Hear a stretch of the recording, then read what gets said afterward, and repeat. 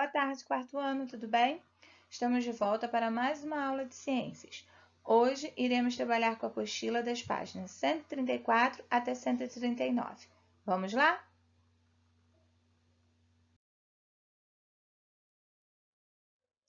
Na página 134, nós temos o tema de hoje, cadeia alimentar. Antes disso, vamos relembrar um pouquinho na nossa última aula? Na nossa última aula, nós falamos sobre o quê? Sobre os produtores, consumidores e decompositores, certo? Então, de acordo, como o ser vivo ele obtém o seu alimento, ele pode ser classificado como produtor, se ele fabrica seu próprio alimento, consumidor, quando ele se alimenta de outro ser vivo, ou decompositor, quando ele se alimenta dos resíduos, certo? Os resíduos orgânicos, aí podem ser restos de folhas, pode ser fezes, ou pode ser também restos de outros animais. Muito bem. E aí hoje nós vamos falar sobre a cadeia alimentar. O que é a cadeia alimentar? Cadeia alimentar nada mais é do que essa relação, tá? Entre produtor, consumidor e decompositor, tá? Então, por exemplo, os alimentos, os alimentos não, desculpem, os seres vivos que produzem seu próprio alimento são os produtores, certo? Eles são o início da nossa cadeia alimentar. Depois, nós vamos partir para os consumidores primários. Quem seriam os consumidores primários? Seriam aqueles seres vivos que se alimentam apenas de plantas, né? Ou seriam os seres vivos herbívoros. Esses seriam os consumidores primários. Depois, nós temos os consumidores secundários. Quem seriam os consumidores secundários? Os carnívoros ou onívoros, que se alimentam de outro ser vivo, certo? Então, nós temos, e por último, na nossa cadeia alimentar, nós vamos ter os decompositores, tá? Então, nós temos aí a imagem de uma cadeia alimentar. Olha lá, nós temos os produtores, olha lá, que são as plantas, aí mostra para você. A luz do sol é fonte de energia para a fotossíntese, né? Então, para o produtor poder o quê? Fabricar seu próprio alimento.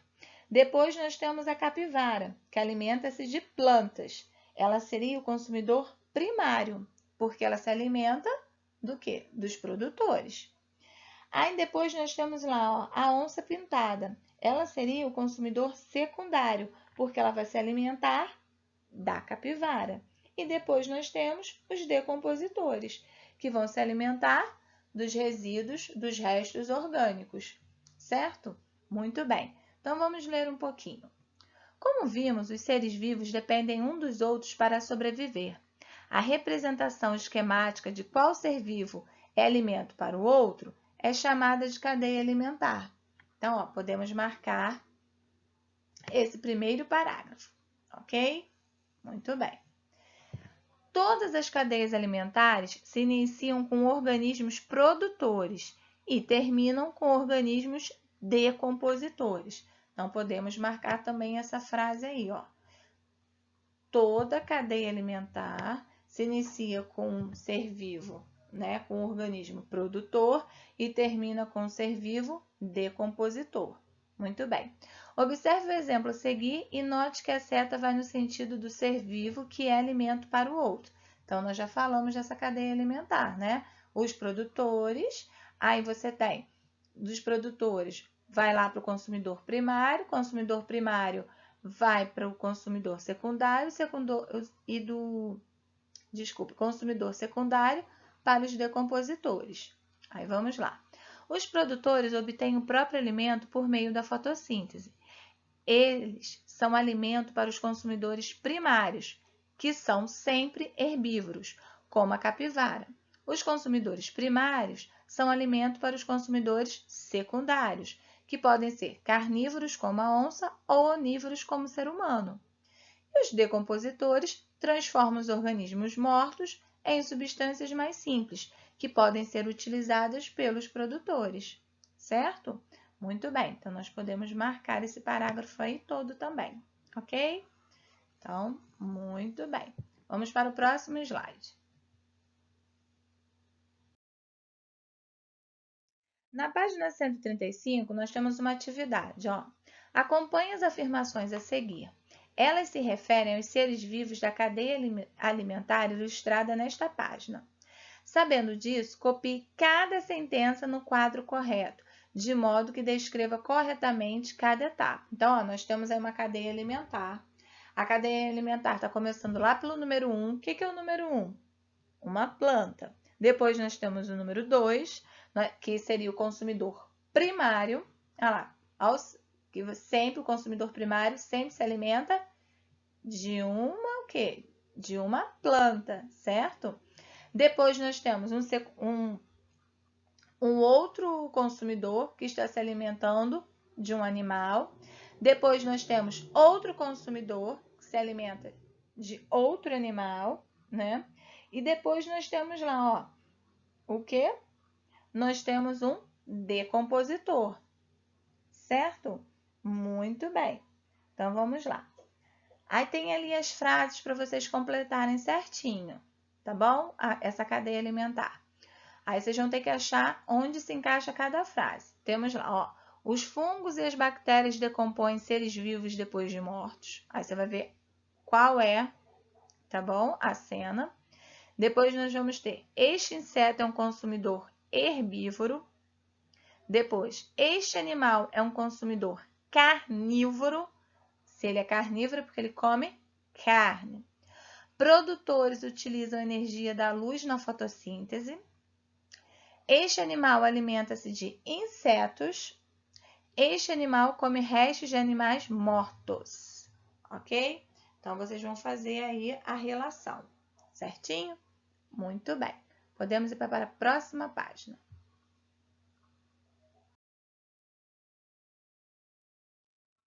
Muito bem. Na página 136, nós vamos ter lá, ó, teia alimentar. O que seria uma teia alimentar? Uma teia alimentar é quando você tem mais de uma cadeia alimentar, tá? Então, quando você tem várias cadeias alimentares juntas, nós temos uma teia alimentar, tá bom? Então, olha lá, ó. Em um ambiente natural, existem várias cadeias alimentares com diferentes animais. Alguns seres vivos podem fazer parte de mais de uma cadeia alimentar. A união das diversas cadeias alimentares de um ambiente é chamada teia alimentar. Ok? Então, vocês podem marcar esse parágrafo, por favor. Aí, abaixo da imagem, você tem. Observe que nas teias alimentares, um animal pode se alimentar de mais de um ser vivo e pode ser alimento para vários outros. Dessa maneira, se um dos animais for extinto, toda a teia será afetada, tá? Então, vamos dar uma olhada nessa nossa teia alimentar? Vamos primeiro conhecer qual seria o produtor. Cadê o produtor dessa teia alimentar? Tá lá, ó, o capim, certo? Agora vamos procurar quais seriam os consumidores primários. Olha lá, ó. Vamos fazer uma teia primeiro. Uma teia não, vamos fazer uma cadeia primeiro, ó. Vamos imaginar aquela ali, ó, da capivara. Você tem o capim, aí a capivara foi o consumidor primário, porque ela comeu o produtor. Aí nós temos ali, ó, um predador para ela, que seria quem? A onça, porque a onça come a capivara. Aí poderia a onça comer a capivara, poderia a arpia comer a capivara e a jiboia comer a capivara. Então, olha lá, ó, olha quantos animais diferentes poderiam comer a capivara. Agora vamos para o outro lado. Vamos imaginar como se a nossa cadeia alimentar fosse ali, ó, do gafanhoto. O gafanhoto seria o consumidor primário. Aí nós teríamos lá, ó, quais seriam os predadores do gafanhoto? Nós teríamos como predadores do gafanhoto a rã e teríamos também o sabiá, ok? Agora, quem seriam os predadores do sabiá? Ah, o predador do sabiá poderia ser a arpia, né? E poderia ser também a jiboia, ok? Agora vamos ver lá, ó, quem seriam o predador da rã. A rã poderia ser o predador, né? A jiboia poderia ser o predador da rã, certo? E nós temos ainda a arpia, que a arpia ela poderia comer tanto a capivara, como o sabiá, como a jiboia. Tá vendo? Então, essa ligação, né, de você ter vários predadores, né, várias combinações diferentes, é isso que nós chamamos de teia alimentar, tá bom? Então, vamos para a próxima página.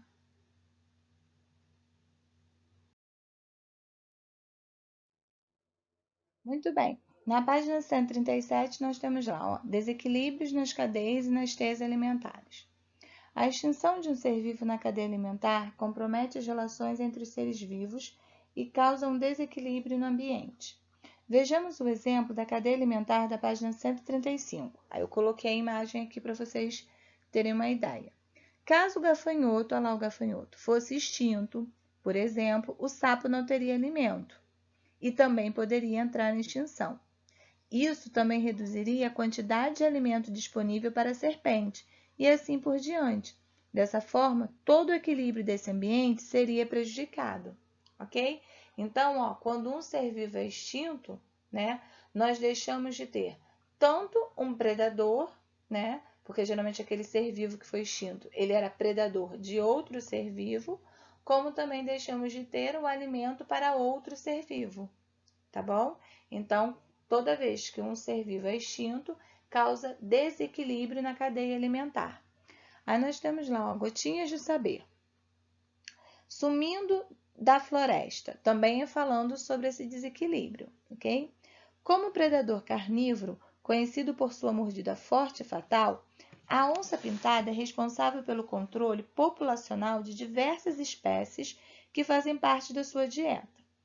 Seu eventual desaparecimento da Mata Atlântica poderá, então, segundo o biólogo Ronaldo Morato, coordenador do Centro Nacional de Pesquisa e Conservação de Mamíferos Carnívoros, ocasionar, entre outros problemas ambientais, uma superpopulação de veados, antas, capivaras e porcos do mato. Em grande quantidade, esses animais, a maioria deles herbívoros, se tornariam prejudiciais a algumas plantas da floresta. Na falta do predador, o aumento do número de outros carnívoros, como sucuris e jacarés, pode também ocasionar a extinção de outras espécies, como pequenos roedores. Certo? Muito bem, então vamos para a próxima página.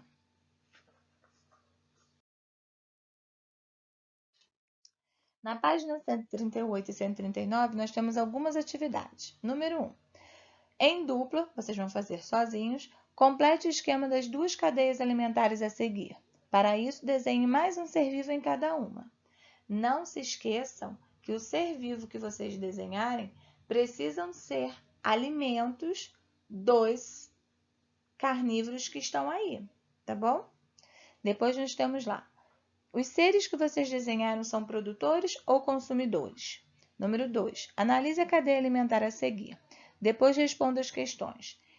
Essa cadeia que está ali do lado, tá bom? Quem está comendo quem na cadeia mostrada? O que poderia acontecer se o leão desaparecesse? Ah, não lembro, Tia Nívia. Se você não lembra, é só você dar uma lida novamente na página 137, que fala sobre desequilíbrio, ok?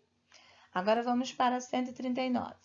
Número 3. Observe a cadeia alimentar a seguir e classifique os seres vivos em produtor, consumidor primário ou consumidor secundário.